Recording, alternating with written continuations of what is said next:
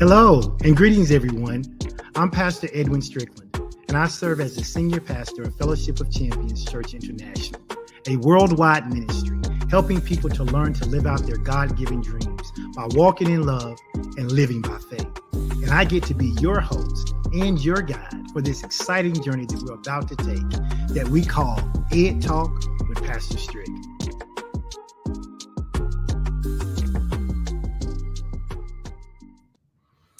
Hello. Welcome to another episode of Ed Talk with Pastor Strick. I am your boy, Pastor Strick, and I'm happy to be back this week. I'm excited about our topic today. We're going to be talking about a journey to commitment, Listen, you guys know what I ask you to do. Every time we go live, I ask you to hashtag your city or state and let me know where you are listening or watching from. So go ahead and take a moment and do that. And while you are doing that, if you can also tag a friend, let them know that Ed Talk is back this week. Last week I was out. I was with my wife. We were moving one of our daughters into college, and I did not want to be distracted from helping her, so I took a week off. But I am back, and we are ready to go. Listen, I don't know if you had a chance to join Strategies for Success yesterday, which is what my wife does each Monday.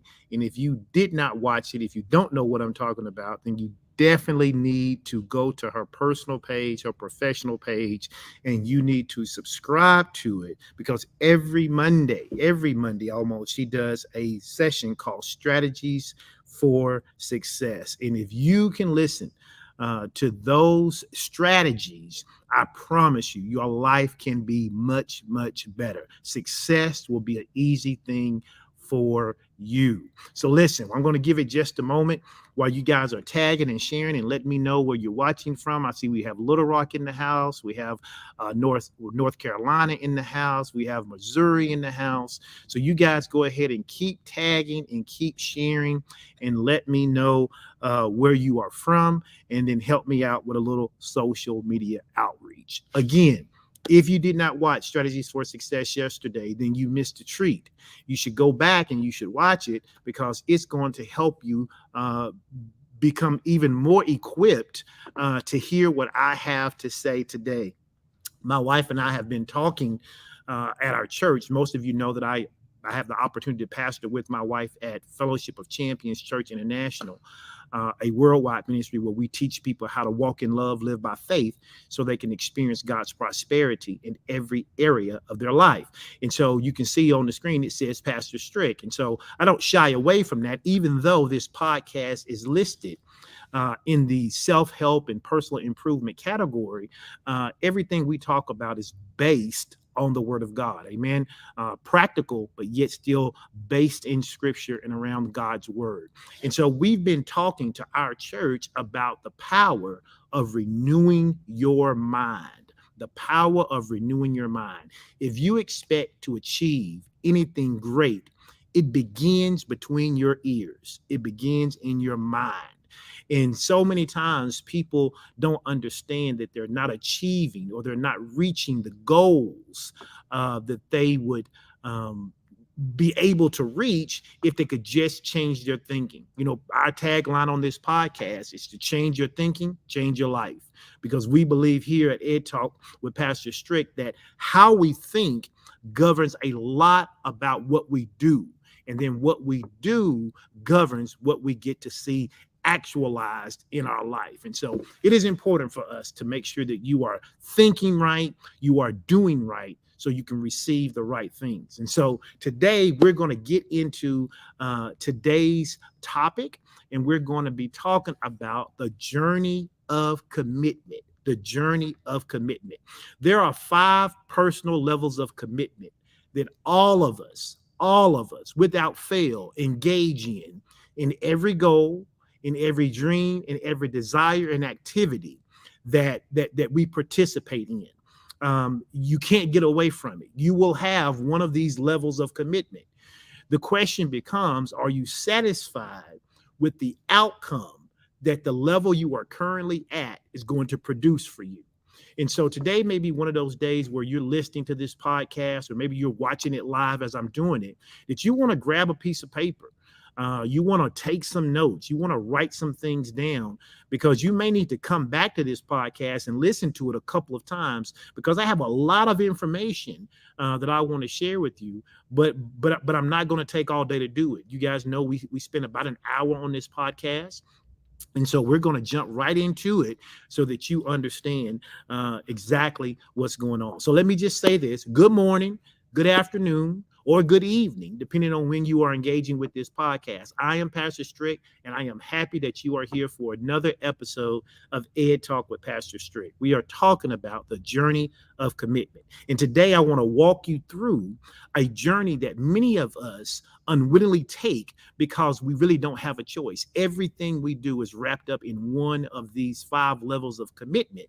And as a result, we get out of it what we put into it. And so we're going to be talking about the journey of commitment. How committed are you to your goals, to your dreams, to your activities? How committed are you? Because based on how committed you are, is going to be proportional to the results that you receive. Specifically today, I want to explore the 5 levels of commitment necessary to obtain our goals and our dreams, and how they relate to us becoming people of excellence. Because as you know, here on this podcast, one of the things we're always striving to do is to become better individuals. We want to become better at our jobs. We want to be better at our relationships. We want to be better in dealing with our thinking, feeling cycle. We want to be better at dealing with finances. We want to be better at interacting with our kids and our coworkers and our loved ones. We want to be people of excellence in every area of life. That doesn't mean we want to be perfect. That doesn't mean we have a perfectionist spirit. We're not striving for perfection, but we are striving to be excellent. What does that mean? That means every time we engage in something, we want to do it to the best of our abilities. All right. So in this journey to reach our personal goals, we all start at different stages. Okay. And as my wife said yesterday on Strategies for Success, you can be at a particular level in one area of your life, but then be at a different area in another area of your life. So it's important when we talk about these levels today of your personal commitment that you take the time to evaluate each and every goal, each and every dream, and each and every activity based on its own merits. That you don't just decide that because you are a 5 in one area that you are 5 in every area. So you got to understand that these things are not static. They can move, they can change. And it's not, and they're not monolithic in the sense that just because you are a 4 in one area, meaning you're going to be a 4 in every area. So today, when you're listening to this, I want you to think about the 2 or 3 biggest goals that you are currently working on, 2 or 3 of the biggest dreams that you have, or 2 or 3 of the next big activities that you've already committed to in your life. And I want you to be thinking about, where are you in relationship to those goals, to those dreams, to those activities? Where are you on these scales, or on these levels, or in these stages of commitment? Okay? Because what's important is this: we might linger at one stage longer than other people. And that's okay. That's okay. What's important, though, is that you be able to recognize where you are. Okay. Understand the need to push yourself through into the next level. And then we're going to talk about what are the actual steps you need to climb to the next level. Okay. Because if we talk about the levels and you identify them, that's great. But what are you going to do to push to get to the next level? Do you know the steps to get there? And in today's podcast, that's what I want to share. So let's jump into these levels real quick. Some of you who was with us on Sunday, or you were with us on Strategies for Success on Monday, you already know, or maybe you've heard these 5 levels of personal commitment. But I want to walk through them fairly quickly, because then I want to spend the bulk of our time talking about, how do I move from a level 1 to a 2? What if I decide that I'm a level 2? What if I evaluate that? How do I get from a 2 to a 3, or 3 to a 4, or a 4 to a 5? Because what I don't want you to think is that you can just go from a 1 to a 5. it's great to have the mindset that says I'm going to a 5. But even if you went from a 1 to a 5 today, you still have to go through at least the steps that get you to a 2, 3, 4, and 5. And most people want these things to happen overnight, when in reality, this is much more of a journey. That's why we call this the journey of commitment. Okay, so let's talk about level 1. What is level 1? Level 1 is the bottom level of commitment, and we call it the reluctant participation stage. So if you're taking notes, you can write that down real quick. It's the reluctant participation stage, and we've all been here before. What is this level? At this level, individuals are minimally involved in any goal, dream, activity, or pursuit that they are engaged in. They may participate out of obligation, external pressure, or because they feel they have no other choice, but their heart is not in it. They may not believe in or even care about the purpose of the outcome. They're committed because their spouse told them they had to be. They're committed because their job told them they had to be. They're committed because in reality, they don't want anybody else really talking to them about what they shouldn't be doing or what they should be doing. It is reluctance. I'm participating, but I am very reluctant to participate. Think about it like this. Think about a time when you started some kind of new project or you took up some kind of new hobby. Perhaps it was joining a gym. A lot of people like to join the gym at the beginning of each year, right? Or maybe you decide you're going to learn a new instrument. You're going to learn how to play the piano. And at first, you may not have been entirely on board with it.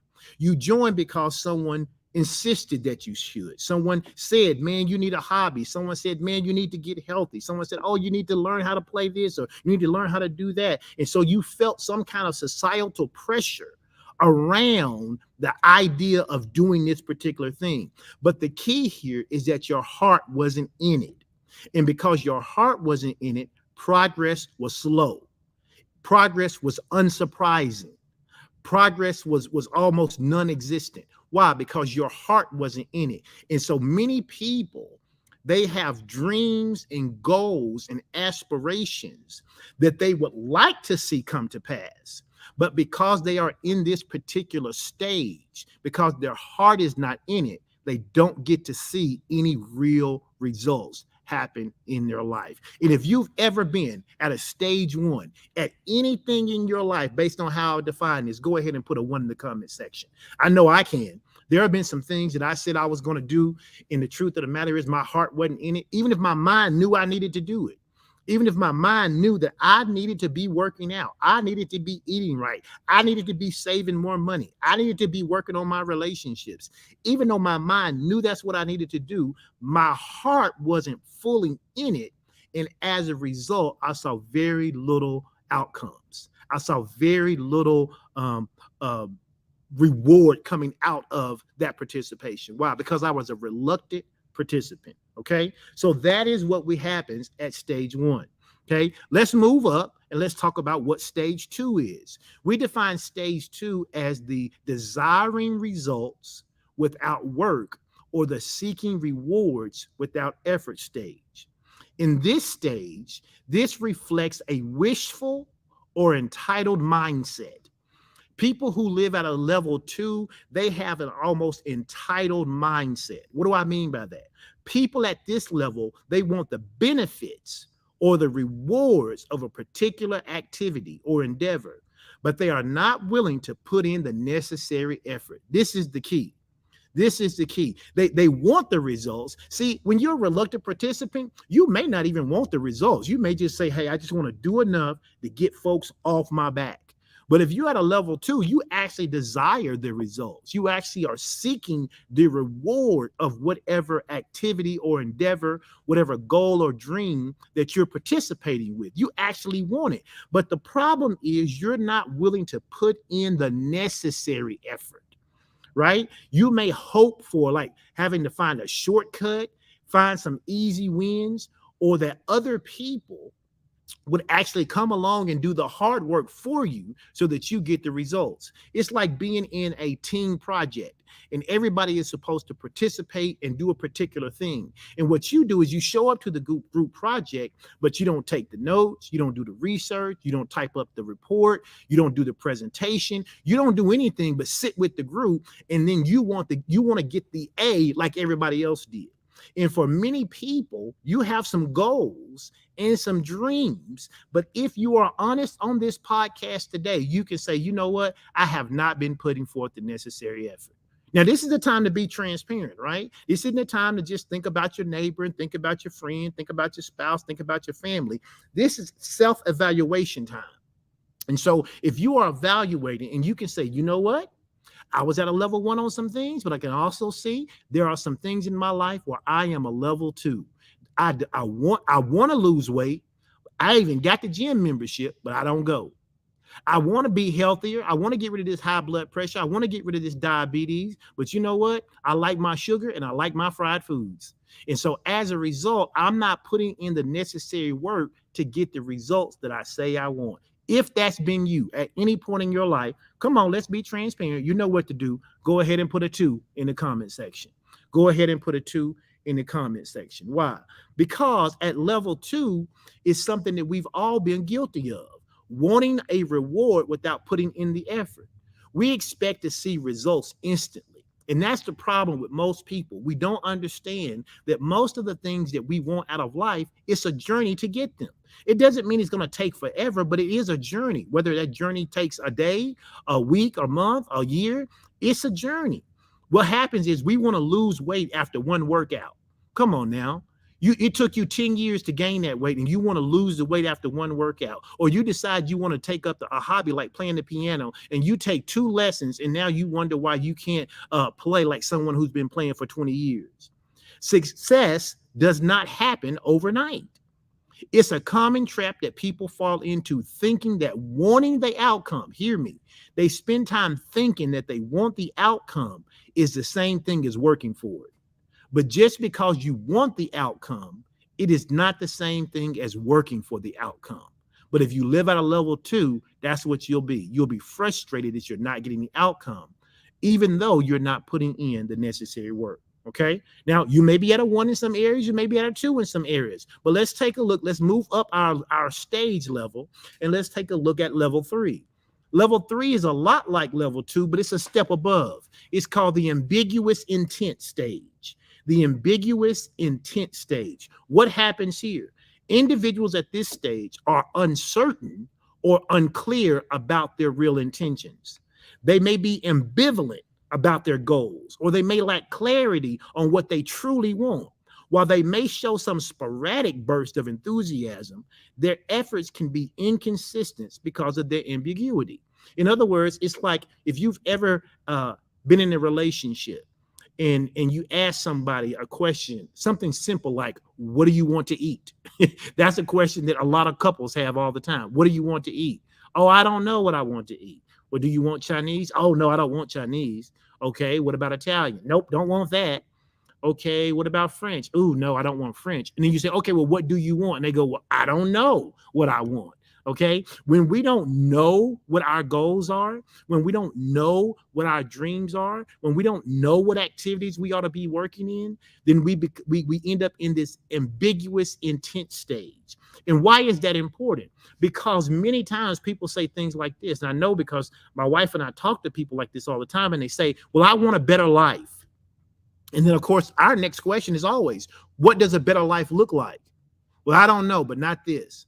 Well, if you don't know what it is, then you're not able to put any consistent effort, any consistent time, any consistent work behind moving toward those goals.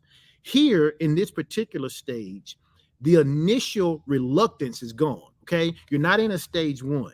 You're actually more engaged, but there's still some uncertainty here. We set vague goals like, I want to get fit. Well, what does get fit mean to you? What does that look like? Or we say things like, well, I want to be better. Or we say things like, I want to get closer to God. But what does that actually look like? In this particular stage, people have no clear objectives. The path forward is foggy at best. And without clarity, the commitment wavers. The commitment wavers. And what happens is they end up just spending time thinking, right, about what they want to do, but they never get clear on what it is they want to do. And then we move from this ambiguous intent stage to the fourth stage, which we call the half-hearted commitment stage. The half-hearted commitment stage, or the incomplete dedication stage. Why do we call this incomplete? In this particular stage, people have taken a step further toward commitment, but they're still holding back in some way. They might initiate action or make some effort, but are easily deterred by the challenges or distractions that may come their way.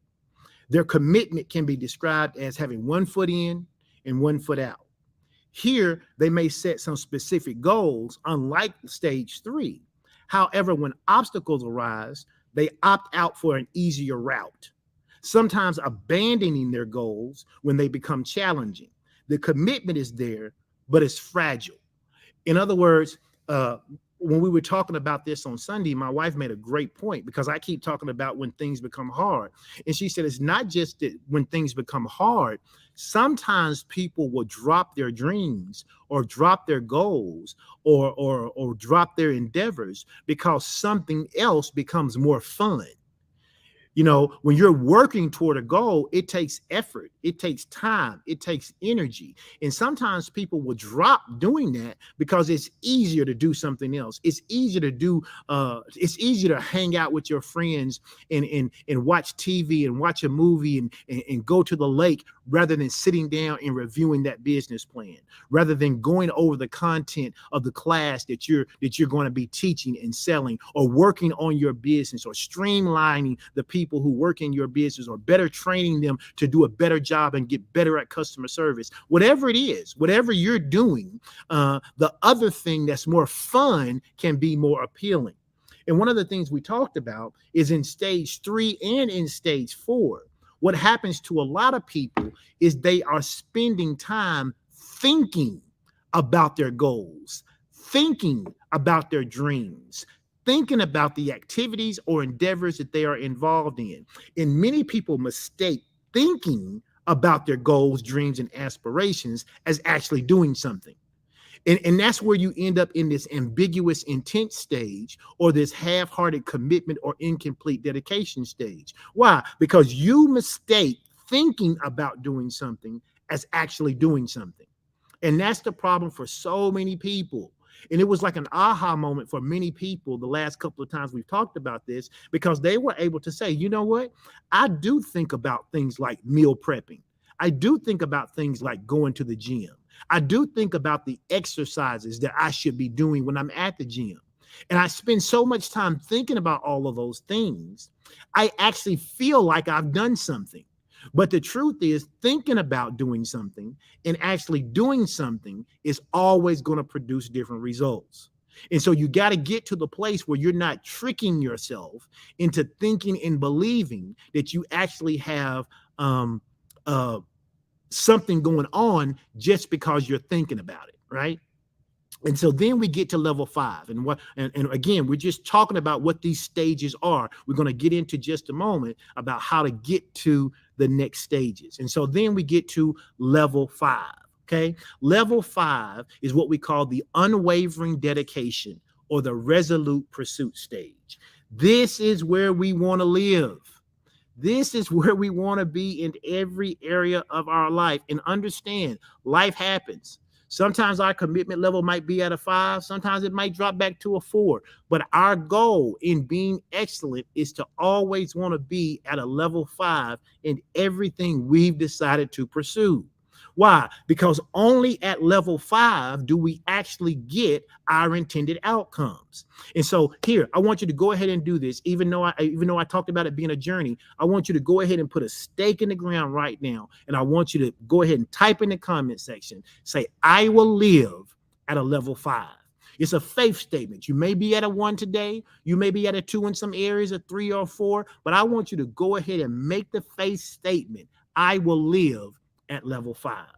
Level 5 is where we're going to be operating from. Level 5 is how we're going to hear what God has for us in our lives. It's where our dreams and desires are going to be birthed from. And this is going to be our roadmap to pursuing them, right? Because what is level 5?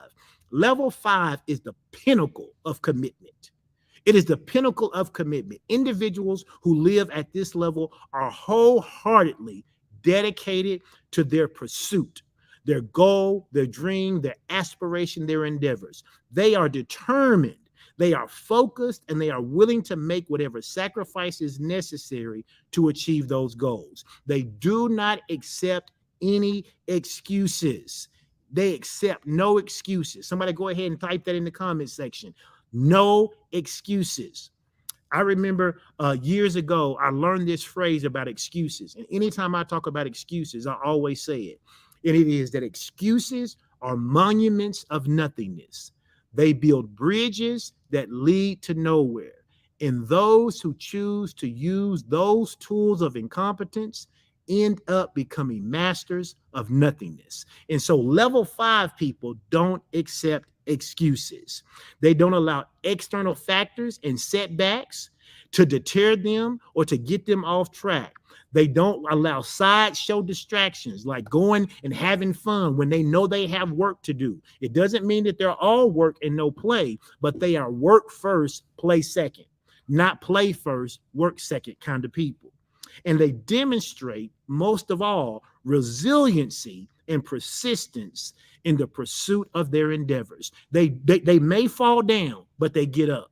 They may fail once, but they're going to get up a second time. They may not get the outcome they desired the first, second, third, fourth, fifth time they tried it, but on that sixth time, they're going to persevere. They're going to get up and brush themselves off. People who live at a level 5 are the kind of people who we look at and say, wow, they don't give up. They don't quit. They don't cave in. You want to be a level 5 individual. Why? Because this is, as they say, where the magic happens. Goals get really clear. Your effort becomes consistent. Obstacles don't stand in your way. They may come, but you just see them as challenges to be overcome. No reason to quit, just an opportunity to learn something else. When you're at a level 5, you're not just chasing your goals, you're actually living them. You actually are doing the things that take you in the direction of living your best life. Every setback simply becomes a setup for a comeback when you're at level 5. When you're at a level 4, you won't persevere. When you're at a level 3, you're not even sure if you want to do it. When you're at a level 2, you're looking for somebody else to do it for you so you can get the reward. And when you're at a level 1, you're just playing a game so no one will ask you why you're not playing. And so you have to determine, where are you, right? Where are you in those 1 or 2 big goals that you have for yourself today? Where are you in those 1 or 2 activities you've already gotten started? Where is your level of commitment? And then once you identify what your level of commitment is, now you can begin the journey that says, okay, I know what I need to do. I need to be able to take the next step. If I'm at a 1, how do I get to a 2? If I'm at a 2, how am I going to get to a 3? If I'm at a 3, how am I going to get to a 4? And if I'm a 4, how do I get to that level 5 so that I can actually live out my best life? Now, please understand, these levels simply provide a framework to evaluate and reflect on our own commitment or the commitment of team members in various situations, allowing us to target and to have targeted interventions or strategies to foster increased dedication. What is it that you need increased dedication is? My wife was talking the other day. She has changed her eating plan, and I've watched her over the last couple of weeks be so dedicated and persistent to her pursuit. I mean, the other day yesterday, I had some French fries and a Dr. Pepper, and I was eating them, and they were good, and they smelled good, and she said they smelled good. But you know what she was eating? She was eating vegetable medley mix. That's what she had for her snack. But why? Because she's committed. She's living at level 5 where her eating is concerned. And so what is it that you say, you know what, Pastor Edwin, I need to level up my commitment? You know what? In fact, if there is one area, you don't even have to tell me what it is. If there is an area that you know right now that you need to level up your commitment for, and you are willing to level up your commitment, I need you to put an 8 in the comment section. Why 8? Because 8 represents new beginning. I need you to put an 8 in the comment section. You don't have to tell me what it is. You don't have to tell me what area it's in. But if you can be honest, and there's about 50 of you on here, if you can say, you know what? I know an area I need to level up my commitment in. I need you to put an 8 in the comment section. I need you to be honest with yourself. Think about it. What area have you been saying to yourself that you're not doing? And yesterday, I'm gonna actually bring Pastor Sean in for just a moment, because we had a conversation yesterday about what happens when we lie to ourselves, right? And she said it was a aha moment for her. And so what I want to do is I want to bring her in, and we're going to talk just a little bit about what do we need to do to stop lying to ourselves so that we can then get involved in these next levels of commitment. So I'm going to bring her in, and then we'll finish this podcast off with me talking about what we need to do to go from the next level. So let me go ahead and bring her in. Hello, Pastor Sean. You're on mute, so you may need to take yourself off of mute. I appreciate you being here with me today. Listen, we had a great conversation yesterday on strategies for success. We did. And one of the things we talked about was how oftentimes we lie to ourselves about what we're going to do. And I think you called it self-integrity. Can you talk about the importance of self-integrity and how if we don't have it, even if we know the steps to get to the next level, we'll hinder ourselves from getting there? Well, I think the reality of it is, and thank you for having me on Ed Talk with Pastor Strick. Thank you for coming. I think the reality of it is that we have normalized lacking integrity with ourselves. The reality of it is that most of us do not want to be perceived as lying to our spouse, our kids, our parents. We want to be known as being people of integrity on our jobs, in our churches. And so what we have done is that it's almost like we have a piece of pie, but we didn't give ourselves a piece of the pie. And so what we do. I think you're freezing on me. Am I here? You were freezing on me. I don't know if that was mine or your. I think I'm clear. That's crazy. Can you hear me? I can. Can you hear me? Yes. Okay. And so I think we've just normalized this lack of integrity to ourselves. And then we make excuses about our lack of integrity. And we say things like, oh, I don't have integrity because I don't love myself, or I don't have integrity to myself. And really, one of the things we have to do is just tell the truth to ourselves, right? And here's the thing. We don't have to feel like doing all the things we need to do to have integrity. Every one of us can say, one of the big conversations in our house is that if somebody says to you, do you want to go get me something? You almost always are like, nope, but I will, right?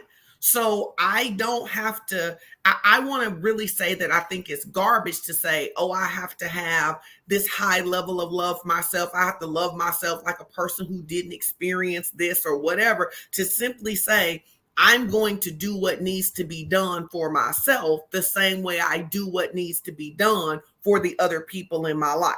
Right. But the big aha I had yesterday was that anybody who has done my work, my soul shift work, knows that we do a lemon exercise. Mm-hmm. And when you said intent is not action, and I want everybody to put that in the comments, and I want you to share this with somebody and tag somebody. Intent is not action. And I thought about, because I do a lot of work on the soul. And I talk a lot. I do this lemon exercise where I talk about the power of our imagination, mm-hmm. and our imagination to create emotions for us and things that are not real. Now, we've all experienced that. We've all had a nightmare, or we were at home and we thought we heard a noise. And because we thought we heard a noise, our body's now responding like there's an actual intruder and it wasn't real.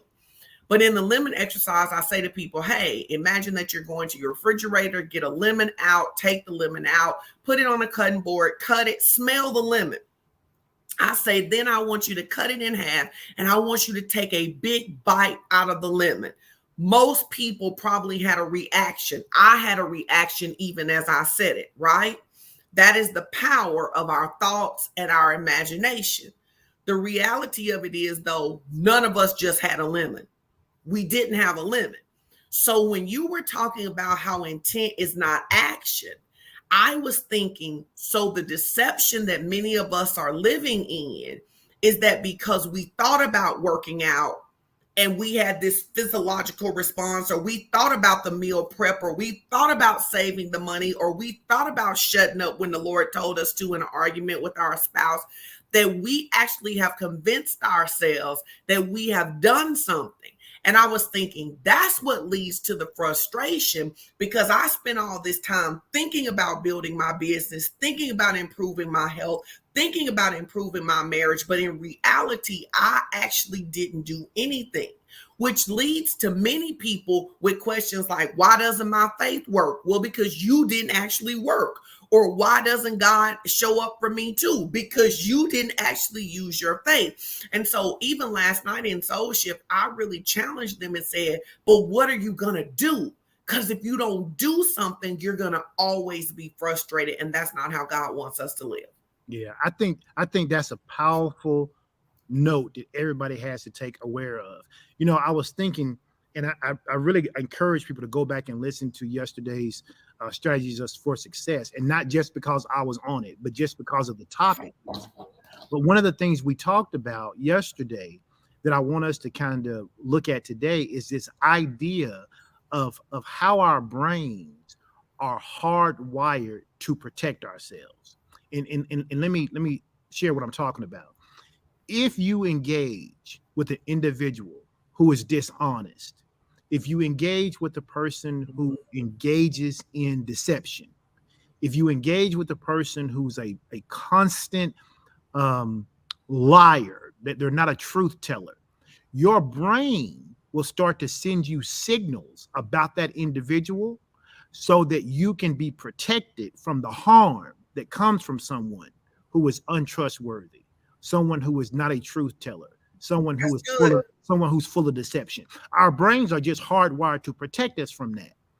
The problem is that our brains do not differentiate between a stranger doing that to us and us doing that to us.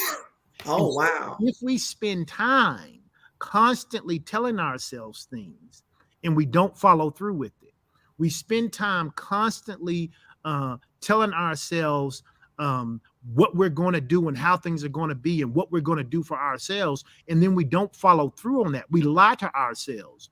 Our brains actually begin to work to protect us from us.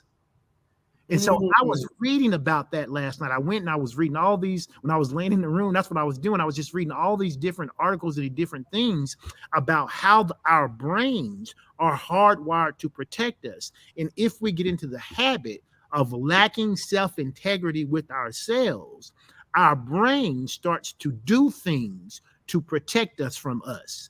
So we say we want to lose weight. We say we want to improve our relationships. We say we want to build our finances. We say we want to build our relationships. We say we want to get a better job. We say we want to be in better health. But then our brain says, oh, but I can't trust you. So because I can't trust you, I've got to send you some other signals so that we don't get disappointed when you let us down again. And so that's good. That is the reason that we have to really evaluate where we are in these levels and then find out what we need to do to get to the next level. What are your thoughts on that? Man, I think that's so good. I was thinking that really we've conditioned ourselves to trust, not to trust ourselves, right? And then I was thinking, here's the thing where I think a lot of people are going to get stuck, and I'm going to encourage you not to. What a lot of people now want to do is dig in the dirt to find out why they don't trust themselves. And then they're going to spend another 3 months having dialogue about why they don't trust themselves instead of becoming a person of integrity towards themselves, right? Because again, that gets back into that thinking paralysis. You know what I'm saying? Yep. Well, why don't I trust myself? Oh, because this happened in 6th grade and this happened when I was 21 and I done tried to lose weight 15 times and I tried to get a better job for 3 months. And that is the delusion and the deception that keeps us in the cycle. If you recognize yourself in that right now, the way to fix it is to say, from this moment on, I will become a level 5 person in keeping my word to myself.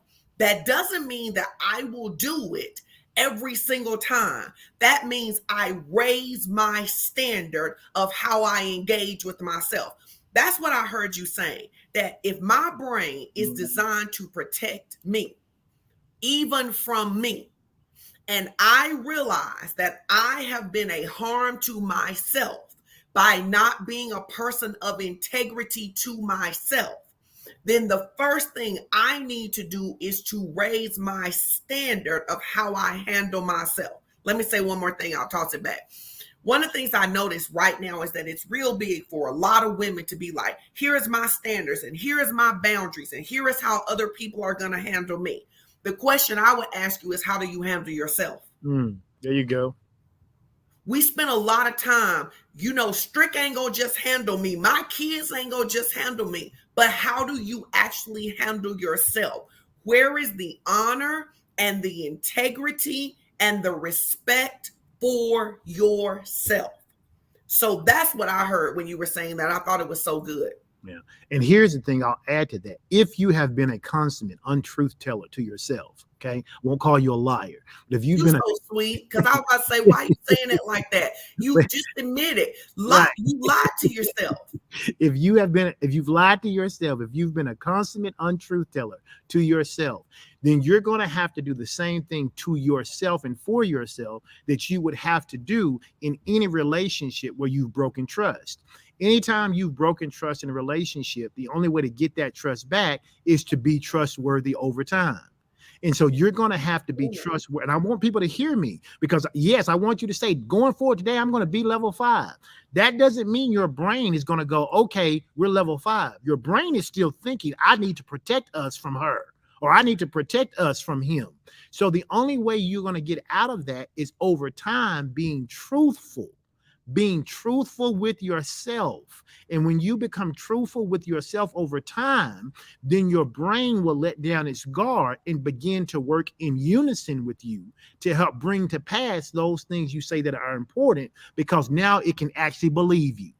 Now your brain can actually believe that you want to have a better relationship. It actually can believe that you want to work on your health. It can actually believe that you want better finances. It can actually believe that you want to be a better person. Why? Because you have actions that line up, and you have the resiliency and the fortitude to do what's necessary in order to achieve what you stated. You stop lying to yourself. But if I've broken trust with you, the only way for me to regain that trust, if you give me the opportunity, and your brain will give you the opportunity, but the only way to regain that trust is to be trustworthy over time. And so we've got to give ourselves time and permission, but at the same time, you don't have time to be just messing around. You got to be truthful to yourself. So that is why I summed it up as saying you got to raise your standards. Yeah. You must raise your standards of how you engage with yourself. Somebody, Tori, put in the comments, she said, I need to have boundaries to myself for myself. Yeah, and I think that that's such a really good point, that many of us need to have boundaries to myself for myself. Yep. And again, I want you as a coach, as a mental health soul shift coach, I want to tell you that many of you are going to have to resist the urge of going down the rabbit hole of why am I like this? I'm not telling you that you might not get better understanding of why as you do the work. Your goal now must be to raise the standards and do the work, not to dig in the dirt about how you got there. Because at the end of the day, if you got there because of something your mama did, something you did, something your daddy did, or something your first grade teacher did, the most important thing is that you leave this state. Yes. And the only way to leave, I cannot tell you, I've been doing this work for 13 years. I cannot tell you how many times we have dissected down to the lowest common denominator with someone, but they still didn't change the behavior. They could identify the 37 reasons of how they got where they were, but they didn't change the behavior. I am challenging you to change, to raise the standard, and to begin to be a person of integrity to yourself. I say this all the time. You may not have broken you, but it's your responsibility to actively participate in your healing. Mm-hmm. That's good. That's good. And so I appreciate you sharing that, because that was one of the big takeaways that I wanted us to make sure that I got a chance to share on this podcast, is that when you identify these 5 levels of personal commitment, and we all have them. We all have these 5 levels of personal commitment. You can rename them whatever you want to, but they exist in your life.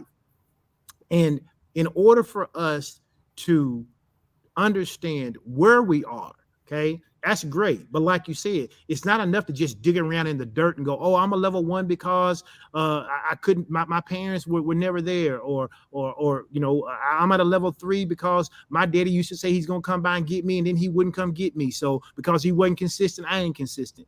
All of those things may be true, but what are you going to do to change your behavior? Because if you don't change the behavior, you can't change the outcome. And so what I want to do with these last few minutes I have, I want to just run through how do we transition from a level 1 to a 2, from a 2 to a 3 to a 4. And what I'll do is I'll actually include a lot of the notes part in some of the places where I have, and I won't run through all of them like that. You didn't have to leave, but that's okay. but what I'll do is I'll share some of those. Pastor done jumped off. But here's what I want to do. I want to talk about how do we transition. That's funny. How do we transition out of these? What are the personal steps that we can take to move through each of these stages? Now, again, you have to self-identify. Where are you? If there's something in your life that you're functioning in a level 1, here's what you need to do. Transitioning from level 1 to a level 2 is going to involve embracing awareness. Okay. If you are a reluctant participant, right, then you're going to have to learn how to embrace awareness. What do I mean by embracing awareness? There's going to have to be some self-reflection. You're going to have to understand the root of your reluctance. Why are you reluctant? Why are you reluctant to? Now, this ain't digging around in the dirt. This is just asking yourself the question. Why are you reluctant to the thing that you say you're committed to? Is it a fear of failure? Is it a fear of success? Is it just a lack of interest? Is it external pressure? Are you doing it? Are you happy being a size 14, but the person you with wants you to be a size 8? And that's the reason you go into the gym? Is that your reluctance? You know, what is the reason behind it? And then once you understand the reason behind it, you're going to have to find some motivation if it's something that you're going to still pursue. You have to identify aspects of the activity or the goal that might excite you or benefit you. You know, a lot of people, I've heard people say they love to work out, okay? But I've also people said I can't stand working out. But what I've also seen is both of those groups of people say it's necessary for me to work out, so I find motivation to do it. What's my motivation to do it? Some people's motivation to do it may be I feel great when I work out. Another person's motivation may be I don't want to have heart disease. And so whatever it is going to be your motivation. Once you become self-reflective and ask yourself, what's the root of my reluctance? Then you have to find the motivation in order for you to pursue after what you're pursuing after, if you want to move from a level 1 to at least a level 2. And then what you have to do once you find the motivation, then you need to seek inspiration, okay? Because you're not going to be motivated every day. Every day you won't be motivated to work out every day just because you know you need to in order to improve your heart health. Okay, so you got to engage with success stories. You got to read books. You got to talk to people who have succeeded in the area that you want to be in. And when you do that, when you embrace awareness, that is the key from transitioning from a level 1 to a level 2. Okay, I got to embrace awareness. I need self-reflection. I need motivation, and I need inspiration. And that's how we move from level 1 to level 2. All right. Embracing awareness. Somebody type in the comment section. See, I'm going to embrace awareness. All right. Now, here's how we transition from a level 2 to, oh, maybe I did that wrong. Yes, that's from level 1 to level 2.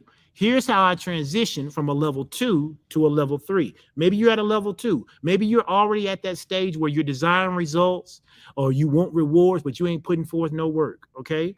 How am I going to do that? You're going to have to do what I call cultivate a desire. You're going to have to cultivate a desire. What does that mean? You're going to have to set some small goals. You're going to have to begin with manageable objectives that will give you some quick wins. Why do you need quick wins? Because you hadn't been putting forth any effort. Now you need to see how, when you put forth at least some effort, you get some results so that you can then begin to equate your effort, your willingness to do the work, with getting the reward, as opposed to sitting around waiting on somebody else to do it and you getting the reward. You got to learn to educate yourself. Learn about the effort required to achieve your goals. You ask almost any person who's achieved anything great, they will tell you it didn't come easy. It didn't come easy. You look at people, look at all the athletes in the world. Look at all the actors in the world. Look at all the musicians in the world. Those people would tell you they had a lot of bumps and bruises along the journey, but they had to put in the effort. There's probably a lot of great singers out there, better than some of the best singers you know, but you know why you don't know them? They didn't put in the effort. There's probably some great ball players out there, better than the ball players who you recognize as great ball players, but you know why you don't know their name? They didn't put in the effort. And if you don't put in the effort, your name won't be etched in the destiny of which you desire. So you got to make sure you put in the effort. And then you need to hold yourself accountable. You need to set some small goals, educate yourself, and then you need to have some accountability. You have to share your desires with someone who can hold you accountable, reducing the temptation to seek rewards without effort. You got to get you somebody in your life who will say, well, why did you think you were supposed to have gotten that promotion when you haven't put forth any work for the promotion? You need somebody who can be honest with you, not just people who are willing to blow sunshine on your backside all the time. You need somebody who will tell you the honest God truth about your effort and why you aren't seeing the results that you see. Okay, that's what you need to do if you want to go from a level 2 to a level 3, if you happen to be at level 2.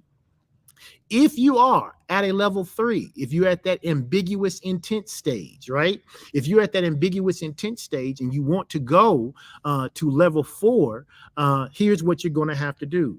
You're going to have to define your goals, okay? You're going to have to gain clarity.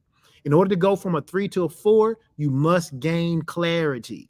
Clarity about what? You got to define your goals. You gotta have what I call SMART goals. And most of you know about SMART goals. SMART. It stands for specific goals that are measurable, achievable, they're relevant, and they're time bound or time sensitive. You got to have a SMART goal, something that can be measured. Okay. And then once you get that goal, you need a plan. You need an actual plan. People in the body of Christ act like sometimes God is not a planner, but God is the master planner. And there's nothing wrong with planning. Everything doesn't have to be spontaneous.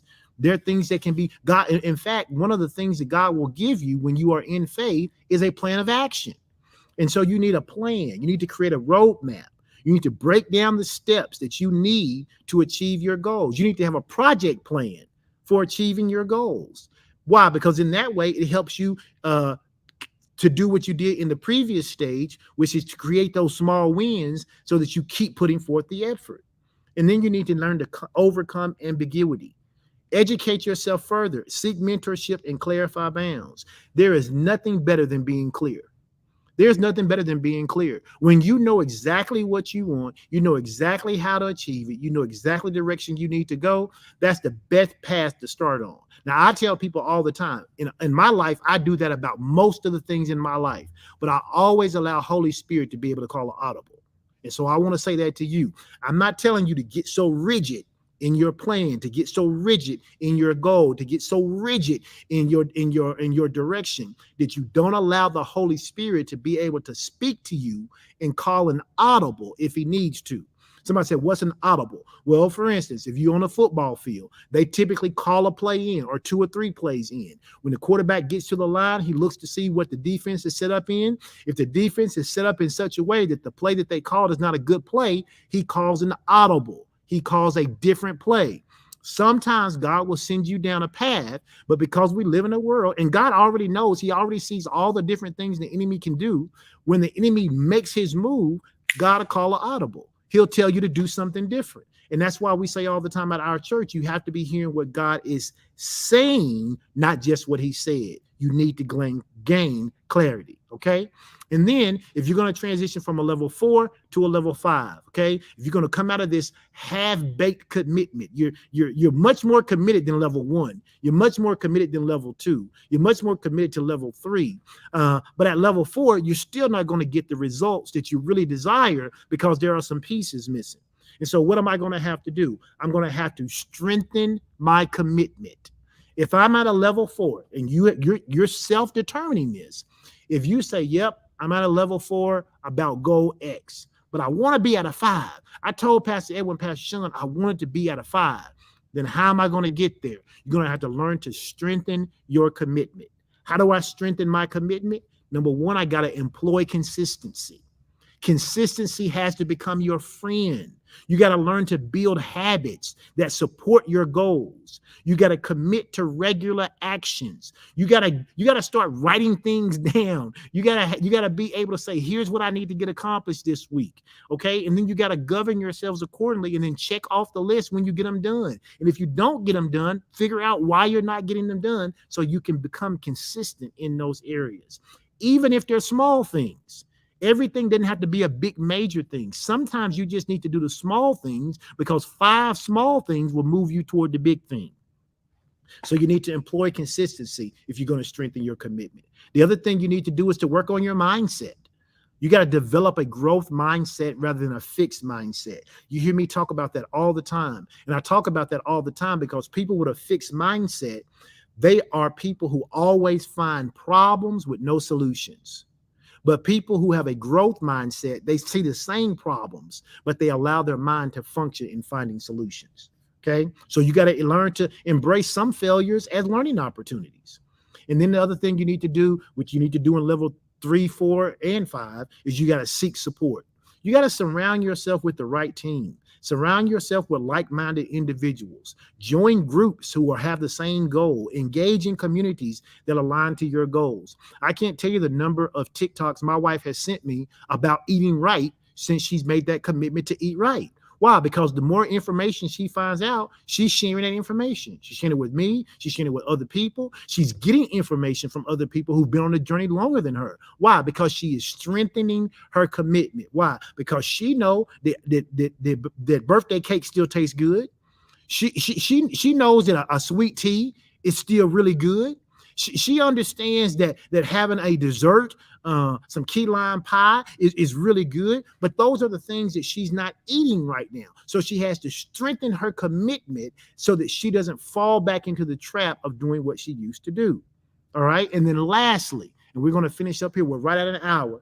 We have to learn that if we're going to go from level 4 to level 5, okay, if we're going to thrive in level 5, then we have to do what's called learning how to maintain a resolute pursuit. We got to maintain a resolute pursuit. How do I do that? Number 1, I learned to celebrate my milestones. You need to do this in it, no matter what level you are. If you're progressing, as you progress, celebrate yourself. Don't beat yourself up because you're not living at a level 5 in one particular area.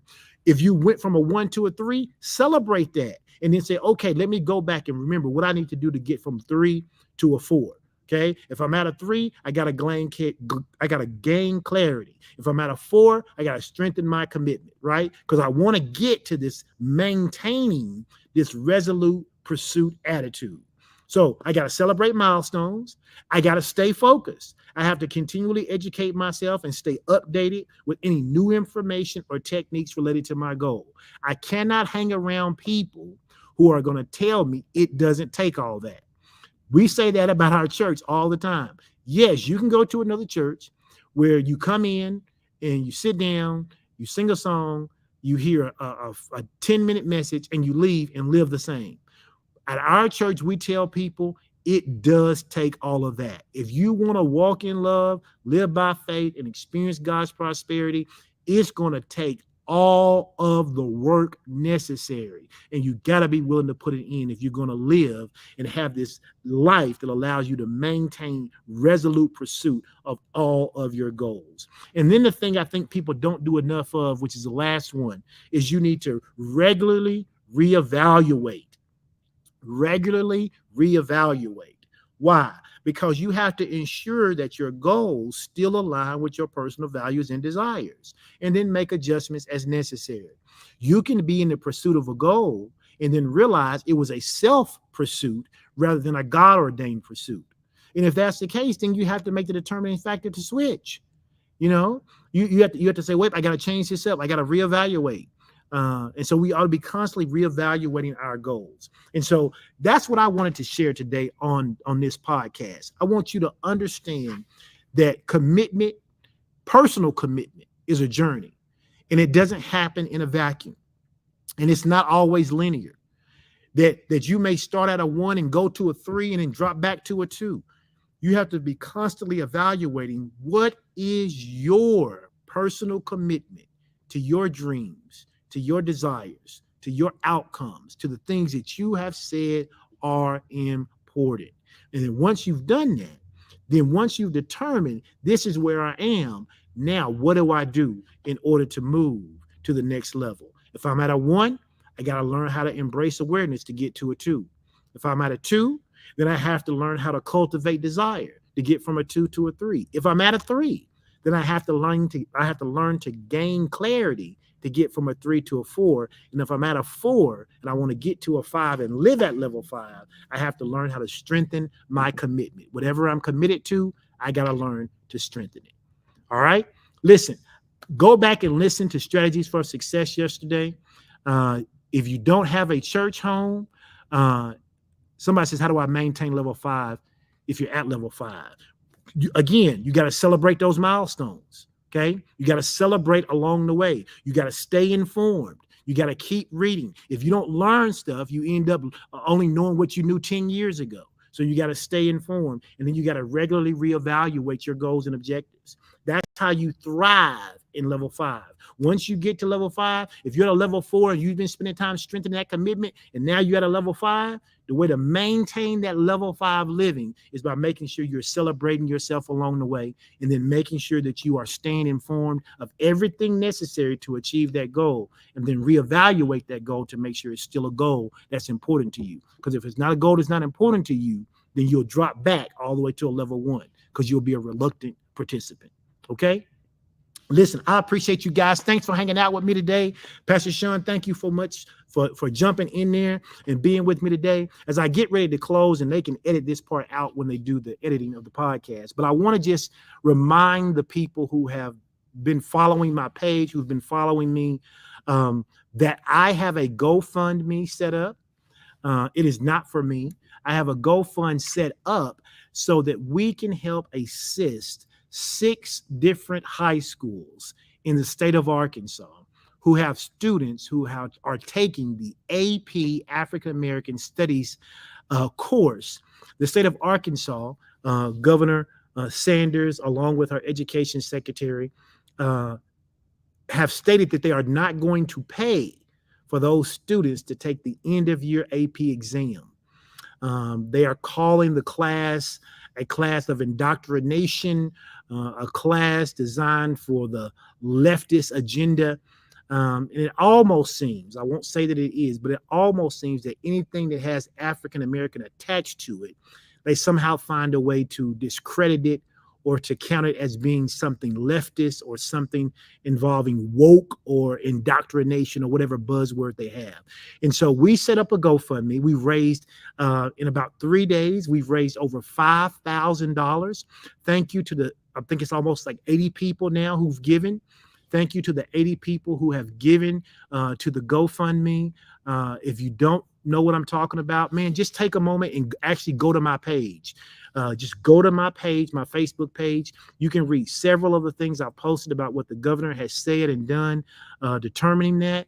And now we found out yesterday, because the schools resisted and said that they were going to allow the students to take the classes anyway, that they were going to count them as credit, and they were going to count them on a 5-point scale, kind of in the face of what the state said. The state then came back and said, okay, we're demanding, I think it's by September the 8th, that each of those 6 schools have to turn in all of the materials, any guest speakers, any supplemental materials, anything that they're going to use to teach the course, which really is just, it's just something that they added because they have the power to do, because they haven't done that with AP European history. They haven't done it with AP Psych. They haven't done it with AP US government, but they're trying to deter these schools from really teaching or allowing the teaching of AP African American Studies. And they're trying to basically say that these classes are going to teach students how to hate America. And that just couldn't be any further from the truth. It just couldn't be any further from the truth. And we know the real purpose and agenda behind it. And so for those of you who are willing to help, those of you who are willing to get involved, I got involved because the Holy Spirit said, you're just going to sit there and complain about it, or you're going to be part of the solution. And we didn't want to have any students not be able to take the AP exam at the end of the school year because of some financial hurdle that they had to overcome. So you can go to my page. There's actually a link here. I'll put this same link in the comment section for just a second before we go. But I just encourage you, even if you say, well, I don't even know anything about this, I encourage you to go read it. It's made national news. It's made national news because not only did they decide not to allow the schools to teach the class for credit, they didn't tell them until 2 days before school started.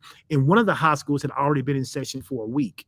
And if you know anything about AP classes, those College Board classes are rigorous classes. And so when the governor said that we need to get back to the basics of teaching math, reading, writing, and American history, to me, that was simply a dog whistle to say that we don't need to be spending time talking about African American history, but there would be no U.S. history without African American history. So I just encourage you to consider what we're doing and to consider being a part of it. So if you would like to, I put the link in the comment section on the pages that most of you, I believe, are watching from, whether that is YouTube or Facebook.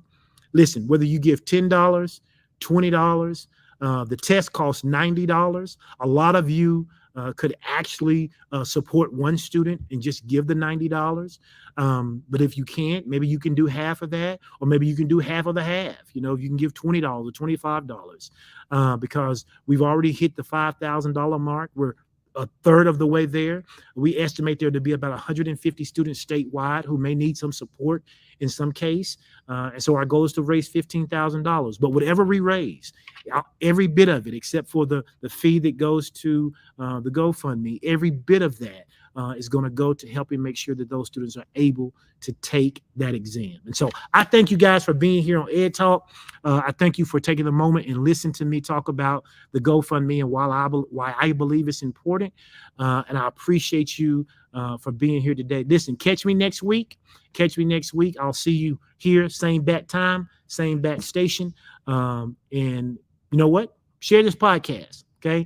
Also, you can, if you don't follow me, you can follow me on YouTube. Go to pastorstrick.com, www.pastorstrick, one word, pastorstrick.com, and you'll be able to subscribe, and you'll know when I come live every Tuesday. All right. God bless you. Thank you so much. I appreciate you. And you guys have a wonderful, wonderful day. Bye-bye.